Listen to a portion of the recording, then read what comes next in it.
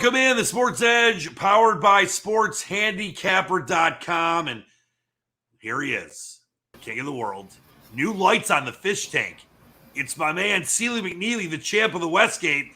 I heard you spent like $3,000 on the lights? I don't give out price tags. No, there were $60. What is that? What is that screen I'm seeing? Is that a new screen? Where? Right behind you. This? Yeah. That's like a little. The hell is that? It's like a little. What are they called? iPad? Yeah, it's not an iPad. It's like a Pro or something. Sounds great. Yeah. The family's around. Jamie, by the way, is on assignment. He decided to he became the Queen's groomer. He was like helping the Queen like clean up after herself and do her hair and makeup for the Jubilee. So Jamie will be back from Bloody Old England next week. But I do want to say this once again, Seal. Joaquin Neiman in the mix until the end, basically. Last week at Jack's place at Muirfield in the Memorial. 4, including, I gave Zalatoris myself, but including Jamie's picks, 4 in the top 10, and then ended up in the top 12. He's on top of things, as he always is, and I feel like an outright is due. We're a week away from the U.S. Open, so please check out ScratchCaddy.com. But this week, I wanted to relay his picks. For one, I got one that Jamie didn't have. I have Tony Finau at about 30-1, but he likes Tyrell Hatton, Sebastian Munoz, and Brendan Todd at the Canadian Open. You've been excited with the golf stuff lately, Seal. I know you and me watch. Jamie doesn't. He doesn't like to get he doesn't want to jinx anything. He doesn't watch to the final moments on a Sunday. Yeah, I don't know why he waits so long. But where are they playing in Canada? What part? They're playing out on the edge of Toronto. Oh, okay. You know that a Canadian hasn't won the Canadian Open. I think it's 1961 or something. It's been a long time since a Canadian actually won the Canadian Open. It should be a lot of fun. We're having crazy fields compared to many years in the past, weeks before or after a major, and this is another top-level field. And I think there's definitely some value in guys like Munoz at a nice price. Brendan Todd, we talked about Tyrrell Hatton around 30-40-1, and I like Tony Finau too. So good luck with Jamie's stuff. Please check out Scratch Caddy. He's got all the worksheet and everything on there. Does hours of work for you and continues to bang a lot of guys that obviously have won over the last couple of years outrights, but top 5s, top 10s. He has matchups on there. So please check out his stuff at ScratchCaddy.com. But we got your site, SportsHandicapper.com. What's that? Do they have grass up there for golf? You like marijuana? No, like regular grass to play on. Why would they not have grass in Canada? It's a little cold up there. I mean, do they have grass? Seal, it's like the same temperature it is here. Do they... I know it's tough for you not to be dumb sometimes, but just stop. and you're wearing a really appropriate shirt for a kid for shows with the F word on it. So thanks a lot for that. What's your hat? Is that an in-spin hat? No, I think that's my son's college, Arcadia. Oh, Arcadia. I heard he failed out at Arcadia. Graduated with a double major. Double major in idiocy and snacks? In 40.5 years, baby. What were his degrees? Education, English. I mean, Minnie Seal's he's a great dude. Except he did lose a tremendous amount of money on the 2020 election. What did he graduate with? And he should have listened to me. I'm sorry, he graduated with his master's. Well, he had a double degree too, didn't he? From undergrad? It's just a master's in English. That's funny because he doesn't really know how to talk. In 4.5 years is the key. 4.5 years. It's amazing because he got a master's in English, but he doesn't know how to talk. But he only had a 4.0. Only a 4.0. That's it. That's it. So if you had to, I know this isn't a possible question, and we saw our girl Livers and Onions floating around with her beautiful hair a little while ago. Maybe we can get her back for a minute. If you had to decide what kid was the smarter kid, who would you say it was? Oh, that's not even a question. How does Livers feel about that? I mean, Livers is sitting with a 3.7 after 1 year. That's not terrible. No, but I mean, she's on the dean's list, but she's nowhere. She's not even my son. I'm very proud of Livers and Onions for being on the dean's list. It's not easy to do. I think she has 4.0 on Instagram and TikTok. But oh yeah, I gotta actually get some. I gotta talk to Livers about some TikTok stuff. But Seal, let's talk. We got NBA Finals going on, of course. I know you kind of stayed away from basketball. I just wanted to, before we get into some baseball stuff, just get your feeling on the finals. I know you mentioned to me when we were getting ready for the show, you believe it's going to probably go 7 games, but Have you been interested at all? I mean, you're someone that's been so successful in the NBA, but you kind of really didn't get involved in the playoffs, which is you don't just bet to bet or get picks out to get picks out. What have you been interested at all in the NBA playoffs? Anything kind of stuck out to you, the NBA Finals, etc.? No, I mean, if people don't think they can get the line right after how many games did they play this year? Yeah, in the hundreds if you're in a playoff. 100 with counting playoffs and exhibition games, and they're over 100 games. I think they know what the line is. They open these numbers up, and they close what they open. They don't move. Yeah, the lines for the finals have been incredibly stagnant. I mean, 3.5 is the line for we're recording on a Wednesday for game number 3. Games 1 and 2, I think the line may move a half point here or there. And to be honest, for game 3 coming up on Wednesday night, I was looking at some of the betting splits. Over 75-ish% of the money is on the Warriors, whether money line or spread. And same thing with the amount of tickets, based on the different sports books.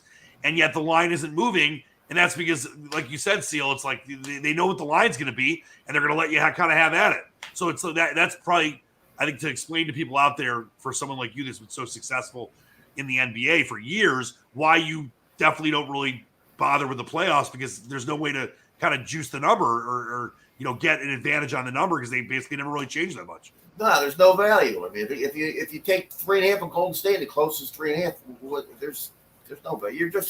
You're just betting. I mean, if you want to take 3.5 on an NBA game, you want it to close like 2.5. At least you have a little value. Well, think about these numbers. Even the total hasn't even moved. Nope. The total moved to half point. I was shocked because I like the over actually in game 3, and it was 212.5, and it's down to 212 in some spots. But yeah, there's a 80% of the actions on the over, and yet the line's moving to the under. So I'm wondering, when you look at where we're at now in baseball, and we talked last week about run lines and how that can be, or first 5 innings, how that can be an advantage to your bankroll. And today I wanted to kind of throw out team totals, because you've been betting a lot of team totals and giving them out, and I think you actually won all of them except for one. There was that stupid Cubs game on Sunday Night Baseball that they missed by a half, or obviously by a run. You gave out 3.5. But tell people out there why team totals are just another important thing to have in your arsenal that can help your profitability. No, if you lean to the over in the game, but you're afraid that maybe one team is not going to hit the other starting pitcher, you look to the team total and see if there's value. I mean, for instance, today I bet the Yankees team total over 4.5, which I rarely do that much. I really look to go over 3.5 or 2.5. Believe it or not, some team totals are 2.5. Right. But when the games are over 200, but if the total closes 9 over, and the Yankees are 70 cents on the road, 4.5 is kind of cheap when you think about it. Well, and that line, you gave it out early on Wednesday, and the line, at least from what I'm seeing at multiple places, is already 5. So that obviously, the line rarely moves in the direction you don't bet it on. But I think that it's like, you mentioned, and kind of, I'll bring up a correlation that I was taught by our good friend Starsky years ago when it comes to college football. If you're taking a huge underdog, like a 40-point underdog, that's what you probably want to, lean on the over in a let's say it's like Alabama versus, I don't know, Jacksonville State or whoever, and they're minus 40 and the total is like 50, whatever it is. If you're leaning on the underdog, that's where you would go over. If you're if you're laying the 40, you want to bet over. Right, that's what I. Oh yeah, I'm sorry. That's what I meant. If you're laying the 40 on the big favorite, if you're taking the underdog, you want to look at an under, because you're hoping that it's obviously the underdog doesn't score a lot and that the favorite doesn't score a lot either. So I remember teaching you that years ago, and you brought that into the discussion with the team totals, because like you mentioned, let's say there's on one theory, one of the teams you don't think is going to hit the pitching very well, and the total's 8.5 or 9, something like that. The other side of things, let's say you like a team to score a ton of runs against a certain pitcher, and you get a 3.5 or a 4 team total line. That's where it's definitely valuable for you to be able to look at the different options you have and not just take a side or take a total, because the best value out there might be a team total. Yeah, that's the way I do it. I mean, like for instance, I bet over in this game too, over 8.5. But little trepidation because nobody's been hitting this Cortez for the Yankees. I think Minnesota will hit him a little bit, but if you look at his numbers, I mean, it's scary how he's not giving up anything. I mean, literally nothing. But he might get hit a little bit tonight. So we'll see. How do you feel about my Tigers? By the way, a couple wins in a row against those great Pirates. Yeah. How do you feel about Baez? What's he hitting? Baez, I believe, is hitting. Or I think he's hitting the same amount that Gas was in 1974. Hey, listen, I love Baez because my nephew, in the O's, it's his favorite player, and he was a fan of Baez when he was with the Cubs before he came to Detroit, and he actually dressed up as him multiple times for Halloween and different, holiday parties. But Baez is good for like driving in a run here or there or hitting a home run here and there, but he has been so inconsistent and his batting average is garbage. The Tigers haven't been great either. Not worth the money they gave him. I told you that when they signed him. He's not. Yeah, but listen. Let's say he's still can be a quality player. Let's say the Tigers are the kind of team that I think they can be in the next couple of years with their young guys, with the Mizes and the Jackson Jobs, and obviously the Torkelsons, etc. And Baez becomes a guy that really can produce like he did for a couple of years with the Cubs. This is a guy that obviously helped the Cubs reach very, very high heights. But yes, for the Tigers, the whole Tigers lineup has been garbage this year for the majority of the time as far as batting average and driving in runs. The bullpen obviously has been great, but the batting, has been terrible. But I think the Tigers have a chance with an extra wild card seal if they get some guys like Mize and others off the injury list, and Cabrera can contribute, and you still have this great bullpen. With the way the American League Central is going, and there's no really great team except for the Twins right now. The White Sox are struggling. They could make a late season run to possibly at least make it exciting in August for a wild card spot. But this isn't I never said this was the year. This was the year where they had to kind of try to move forward, and then next year's the year they could be a wild card or division contender. Yeah, I agree. And they're doing it. A lot of the pitchers are on the DL. Almost. Yeah. Mize just got put on the 60-day IL. Who did? Casey Mize, like a week ago. Yeah, he's done. You won't see him this year. He's finished. I don't know if he's done, Seal. Done. Is he done like your Westgate ring? He'll be getting Tommy John surgery, sure enough. I sure hope not. Well, Tommy John's not a death sentence anymore. He's done. But let's talk about baseball and what we're seeing. We talked about this over the last few weeks. As the weather's heated up, we're seeing obviously a lot more runs. Obviously, you've been heating up, and you're always very successful in baseball. Anything else? I think it's been fascinating, our discussion on bullpens and why so many games were going under. And you kind of laid out. Listen, these days, first off, guys aren't trying to hit, to produce runs that or manufacture runs. They're just trying to hit for power. But also, these bullpens have been so good that they're opposing teams aren't scoring a lot of runs. Obviously, that's changing as the weather gets warmer. But anything else that you kind of been seeing that maybe is starting to trend a certain way as we get here into June and get towards the All-Star break? I'm surprised the first two managers that got fired were in the same series over the weekend. Yeah, I think the fact the Angels fired Joe Maddon is ridiculous. I have a lot of friends that are Angels fans, and listen, the guy lost 12 in a row. I get it. But Joe Maddon is clearly one of the best managers in Major League Baseball over the last 30, 35 years. What he did with Tampa Bay, just a guy, he really is a smart, analytics-based, momentum-based manager. And to fire him less than 2 years in, the Angels don't have a good team. Yeah, they've got Mike Trout and Ohtani and some others, but they're not constructed that well. Is it his fault? Joe Maddon, I don't think it's his fault. I don't think it's his fault. First of all, ever since they signed Rendon, he's been hurt more than he's played. Right. That's hurt him. He's on the DL again. Trout hurt his groin last night. They've had some injuries. Their shortstop and second baseman can't hit their weight because their shortstop's on the DL too. They're a weird team. Their bullpen's not that good. Their starters surprisingly have been better than they're supposed to be so far. Not even talking about Ohtani. They've gotten some decent. A couple lefties have pitched okay for him. Sandoval and the guy going tonight, Detmers. Sandoval's been really good. Yeah, I wouldn't have fired him, but who knows? Their ownership, from what I've heard, is kind of wacky. Their ownership group and they're a little kind of wacky. A little bit, and that phenom they had come up, Joe Adele, he hasn't done anything. They Right. sent him down a couple times already. He was supposed to be the next great player, and all he does is strike out. So I don't know. Any other teams? You look at the Mets and obviously how successful they've been recently, and we know the Yankees are one of the best teams in baseball. Are there any teams you've been looking at that you could see over the next month or so leading into the All-Star break that maybe have kind of been off the radar? I mean, I still believe the Padres, especially they got to get Tatis Jr. back. I still believe the Padres can win the World Series. I got a futures on them at, I think it was 20-1 before the season. Are you looking at, because you listen, if people don't know this, we discuss this on the show all the time. Seal's up 4 a.m. He might not make a play that day, but he's always looking and handicapping and doing different stuff.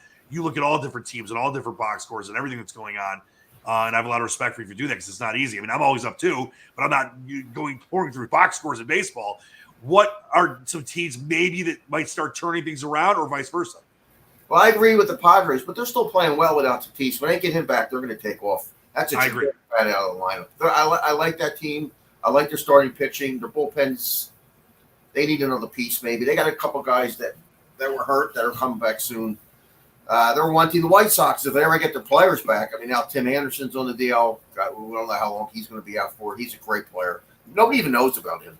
He just flies under the radar. Well, we know about him here in Detroit because he's killed us a million different ways. He's a great player. He's on the DL again. If they get him back and Jimenez and they've had a tough time with injuries, the White Sox. But I still think if the Angels ever get healthy, I think they're going to hit like crazy. I wouldn't count them out. I think Oakland's dreadful. I mean, they're never. They can't hit. Their bullpen's really good, surprisingly, but they can't hit. They just can't hit. I mean, St. Louis keeps winning.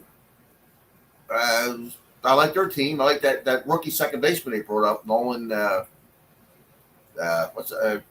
Gorman? What's his? He hit about 3 home runs already. That guy can mash. Former number 1 draft pick, I believe, or was he second round? Yeah, Gorman has been incredible for them. Yeah, I mean the Yankees have the best record in baseball. Their bullpen's been tremendous, and they're doing it without the lefty hasn't pitched once for them all year. The guy from the Orioles, he's been hurt a lot lately, and Chapman's on the DL, but they're still getting great pitching out of their bullpen. The only bullpen that's basically been better than the Tigers in the American League has been the Yankees, and the Tigers are obviously 15 wins less. Houston's playing great. Houston's getting great pitching. Yep, they are. Houston is the kind of team, to me, that is built unlike a team like the Angels or the White Sox. I mean, the White Sox, as you mentioned, have a lot of injuries too, but they're built to win a World Series. Not that those other 2 teams and some others we mentioned are not, but I just feel like the Angels poorly constructed overall. I mean, there's other teams that have obviously issues. The Mets are a team that obviously seems like maybe they are constructed the right way to go on a long kind of run. But the Astros, they've been doing this since they won. I mean, for years, even before they won the World Series. The way that they're able to put together teams top to bottom, whether it's bullpen, whether it's defensive metrics, whether it's the way they're able to hit. The Astros, I mean, they might not have the best record in baseball, but they are definitely one of the top 4 teams with the best chance to win the World Series right now. Oh, yeah, absolutely. And everybody said they lost Carlos Correa, blah, blah, blah. But the rookie's playing great for him. Oh, yeah. He's playing. I think his WAR it's not as good as Correa's was, but it's not far off. No, he's playing very well. Were there some – oh, go ahead. San Francisco's been a little disappointing, but they've had a million injuries. San Francisco's been beaten up. They've had a million injuries for like 3 straight years. Well, they've had a lot more this year. Yeah. They're really beat up. I actually like Seattle, and I'm waiting for them to get a couple more guys back. Their lineup should be not bad. I really like Seattle. I know they won a lot of games last year with a terrible run differential, but I can see them in the second half of the season. I like that team. I like Seattle. I always love hearing different teams you're looking at because there's no one that knows more about this stuff than you. And I wanted to throw up the live in-spin odds here. I know we only have the one play we talked about with the Yankees. Well, you have the over in the game as well, but were there other games? I always like to ask you what games you were looking at, and obviously not making an official play on, but with a full slate here on this Wednesday as we record in the afternoon. Any other games you were kind of toying around with? Cleveland over 7 is almost not in love with the weather there. Wind's blowing in from right. I don't really like betting over there with the wind blowing in from right. Yeah, Cleveland's a weird park to take it over. I would go over 7 there, but I'm not doing it. But that was a possibility. And it'll probably be 5-3 in a second. Well, no, it will probably be 4-2 in the second. And I'll text you and be like, game's dead. It's dead. That's the only thing I always made Seal will give out like a total. He'll give out like over 7.5, and there'll be like 6 runs scored in the first inning. Now we're dead. I'll call him in the second. I'm like, Seal, you're a genius. And now we're dead. Yeah, I'm sour. Dead. It's like you can't. It's like you're so good, but you can't even enjoy how good you are. I don't get it. Yeah, I'm a masochist, sadist. You are, but you have a great family, and I love them all. Get livers and onions in here before we get out of here. I want to see how the sports handicapper chick's doing. Livers. You coming on? Maybe she's making a TikTok. Before we go, though, let's talk about what's going on in your fine city and a movie you must. Well, obviously, it's not going on the second, but the new Adam Sandler movie, Hustle, was filmed in and around Philadelphia. And I thought about you last night when there she is. Sports hit. Wait, you changed your hair already? Yeah. Where are you going? I'm going hookahing tonight. Ooh, are you excited? Yeah. All right, tell all your amazing fans that love you what's up with Sports Handicapper Chick. We gotta get it up and rolling. No, I'm just saying in general. Don't worry about the website. Oh, I'm better than him. Oh, better? That are you going to allow that? She is. Your dad always says there's no one sharper than me, but you're the sharpest. I am the sharpest. I like the pig tube top. Now. She improved the lighting. Yeah, so Livers, what's going on with you over the next couple weeks for the summer? Are we going into any concerts, any late night parties in the dorms, even though school's over? What are we doing? I have a festival in August or September. What kind of festival? And then we might go to Pitbull in August. Yeah, I might go. Oh, Pitbull sucks. What? I mean, whatever. Is this boring? Where's the festival? Ben Franklin Parkway in Philly. Who's in it? Do you know Bad Bunny? Of course. Yeah, he's gonna be there. Is your dad know Bad Bunny? No, a bunch of artists. Give me a couple names. And what's it called? What's the festival called? It's called Made in America. Well, Livers, you missed out because I think you saw when I was in Vegas last time for my birthday a couple weeks ago. I went to EDC Vegas, which is like the biggest festival. You would have the best time with me because you had some crazy outfit on like all these girls did, and it went till like 6:30 in the morning. Oh, I know. I saw. That was insane. All right, Livers, take care of yourself. Sportsiana Garrett Chipper Lover. You gonna go see Bad Bunny with Livers? Yeah, no, but Pitbull's my favorite. Now I'm not a big. Listen, he's whatever. Pitbull is like, I don't know. I'm very surprised you like Pitbull. It's Mr. 305, buddy. Who is your? Oh, so anyway, back to my thing. Are you aware of the movie? It's called Hustle. Adam Sandler. You know, Maxi's in it. Tobias Harris. There's a million. Kenny Smith. There's a million NBA players. But it's about Adam Sandler. He's a scout for the Sixers. And his goal is he really wants to become an assistant coach, but there's like no better scouts than him. He's one of the best scouts in the business. And he travels all around the world to find, European and international players. And it's about them bringing this guy to Philly. And I don't want to give anything away, but it's really cool. And they filmed the thing in Philly. So it's like you got to watch it. You'll notice they went to Pat's Cheesesteaks. They went everywhere. Okay. I'm going to have to say it. I'm not my son, Adam Sandler, he's made a couple good movies. Most of them stink. Oh, Sandler's great. But listen, you'll really appreciate this. He's getting a lot of praise for his, turn in this movie. And actually, Hermagonas, the jazz player, he plays the main guy that's being, I don't want to say recruited, but it's being scouted to come to the NBA. It's really a very, very cool movie. If you like NBA or basketball, you're going to love the movie. So it premiered. I'm going to have to watch it. And it's a miracle that he actually filmed it in the city. He was on Fallon the other night, and he said nothing but love to Philly. They were the best. He feels like it's a second home. It premiered in the theaters on June 3rd, but it's on Netflix. It was on Netflix last night. It came out at midnight. Oh, really? I have to watch it on Netflix. Check it out and let me know what you think. I'm just amazed that he actually filmed the movie in Philly and he's alive to talk about it. Well, that's the thing. I think that's why he said, he would love to shout out to Philly. I love him. Because I think he was maybe surprised that he didn't get, attacked somehow. Now, Philly's a good city, and we love that you're from the city. Not anymore, it isn't. Well, the place used to hang down in Philly in South Street. There was 14 people shot over the weekend. I know, dude. There's people getting shot everywhere. Let's stay positive on this show, though. I don't want to get depressed. Before we get out of here, parting shot for you, Sealy McNeely. Any cheesesteaks coming up today? Any ribs? I had a hot roasted pork sandwich today. No steaks. Ooh, where from? Around the corner. Good place. Solid. The rolls they bring in from South Philly. Ooh, I love those South Philly rolls. When I come to visit you and swim in the pool, we're gonna go to that pork place. I didn't know you like roasted pork. What? I mean, we're both great Jews. Of course I do. Oh, okay. All right, what do you got for a parting shot? Parting shot. Here's a parting shot. The funniest man in Congress yesterday, the senator. You know who I'm talking about. Who's the funniest senator out there? John Kennedy. Yeah, he is. He's hilariously stupid sometimes, though. They were asking about the gas prices, and he said, in Louisiana, it's cheaper to get cocaine and run everywhere than fill up your tank with gas. I didn't see that he said that. It's actually pretty funny. Did he really say that? He said that on TV. He said it's cheaper to get cocaine down here and just run everywhere. Oh, my God. Fucking John Kennedy. All right, Seal, we love you. Jamie will be back next week. Our man Starsky as well. I will just tell all of you, as I always like to say, be grateful for what you got. We are living in a crazy time, but we can still have tons of fun, make some cash. Check out sportshandicapper.com. Check out scratchcaddy.com. The champ is here. Seal, are you going to get the ring soon? Some point? They're going to a different. My friend Mr. Pig talked to Jay Cornegie at the. Yeah, how is Mr. Pig?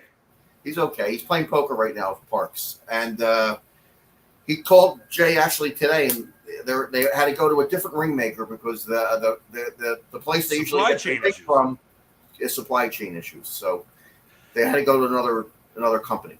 We love Piglet. We'll have to get Piglet on the show one of these days. He actually said to Jay, he said, Seal's waiting for his ring. And Jay said, who's Seal? Seal, what do you mean? He didn't ask who's Seal. I won the Westgate. Well, because he doesn't know you as Seal. He knows you as sportshandicapper.com. I know. I'm kidding. If you would have said sportshandicapper.com is waiting for his ring. Oh, Seal. All right. That's going to do it for us today. Great job by you, Seal, sportshandicapper.com.